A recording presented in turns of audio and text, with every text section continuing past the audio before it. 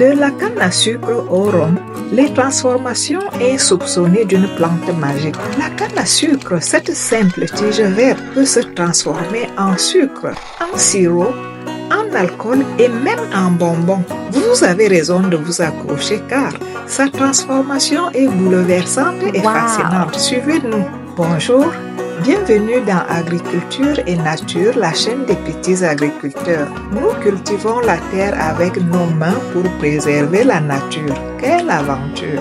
La consommation de jus de canne à sucre. Depuis l'Antiquité, la canne à sucre est mâchée directement pour en extraire le jus sucré. Aujourd'hui encore, cette pratique est populaire en Inde, en Afrique et en Amérique latine. Du jus de canne à sucre au jaggery et à la rapadura. Le jaggery en Inde et en Asie et la rapadura en Amérique latine sont des sucres non raffinés obtenus en faisant bouillir le jus de canne jusqu'à obtenir une pâte épaisse, moulée ensuite en blocs. Riches en fer, en calcium et magnésium, ils sont plus nutritifs que le sucre blanc. En Colombie, la rapadura est aussi utilisée pour préparer des boissons énergétiques et des bonbons. Petite anecdote. En Amérique du Sud, on raconte que les anciens guerriers buvaient de l'eau sucrée à la rapadura avant les combats pour gagner en énergie. La cassonade, le sucre à l'âme gourmande. Après la première cristallisation du jus de canne, on obtient la cassonade, un sucre roux qui garde une légère saveur de mélasse. Elle est prisée en pâtisserie, notamment pour les crêpes, les biscuits et caramels. Petite anecdote, en France et en Belgique, la cassonade est incontournable pour préparer les tartes au sucre et pour saupoudrer les gaufres encore chaudes, leur donnant une saveur caramélisée irrésistible. Les alcooliques légendaires, rhum, cachaça et autres eaux de vie. Le rhum, né dans les plantations sucrières des Caraïbes, il devient la boisson favorite des marins et des pirates. La cachaça est distillée au Brésil à partir du pur jus de canne. Elle est à la base de la célèbre caipirinha. Petite anecdote.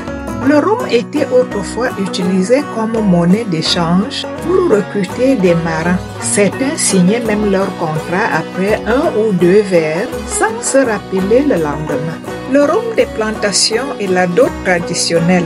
Dans plusieurs cultures africaines, notamment en Afrique de l'Ouest, le rhum était un élément essentiel de la dot. Symbole de respect et d'honneur, il était offert à la famille de la mariée pour sceller l'union et demander la bénédiction des ancêtres. Petite anecdote, en Côte d'Ivoire et au Bénin, il arrivait que le père de la mariée teste la sincérité du futur gendre en lui demandant un rhum rare et précieux. Trouver la bonne bouteille était une épreuve en soi, prouvant la détermination du marié. Aujourd'hui encore, cette tradition perdure dans certaines régions, bien que le rhum soit parfois remplacé par d'autres cadeaux symboliques. En Afrique, depuis des siècles, on ne s'est pas contenté de mâcher la canne à sucre ou d'en extraire le jus. On l'a aussi transformé en alcool puissant.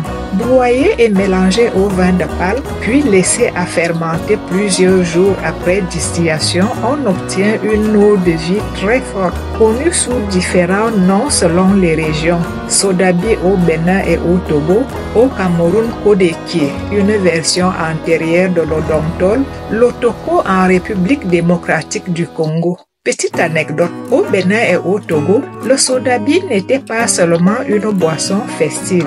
On croyait qu'il possédait des vertus mystiques et qu'un bon distillateur devait maîtriser l'art des incantations pour garantir un alcool de qualité. Certains chefs spirituels l'utilisaient même lors des rituels de purification. La bagasse, l'inattendu trésor caché. Mélangé à d'autres matières organiques, ces déchets de canne à sucre enrichissent le sol. En Inde et au Brésil, la bagasse est brûlée pour produire de l'électricité, une énergie renouvelable.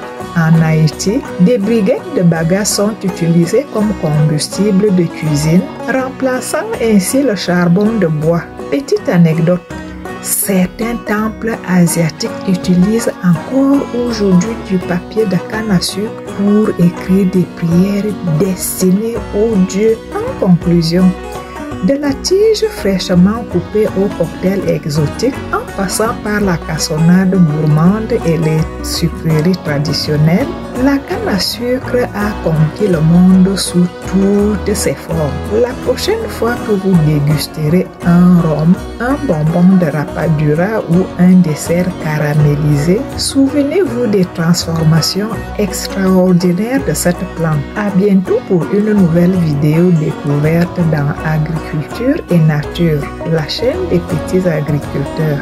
En attendant, continuez de nous soutenir et si vous venez de découvrir notre chaîne, regardez nos précédentes vidéos.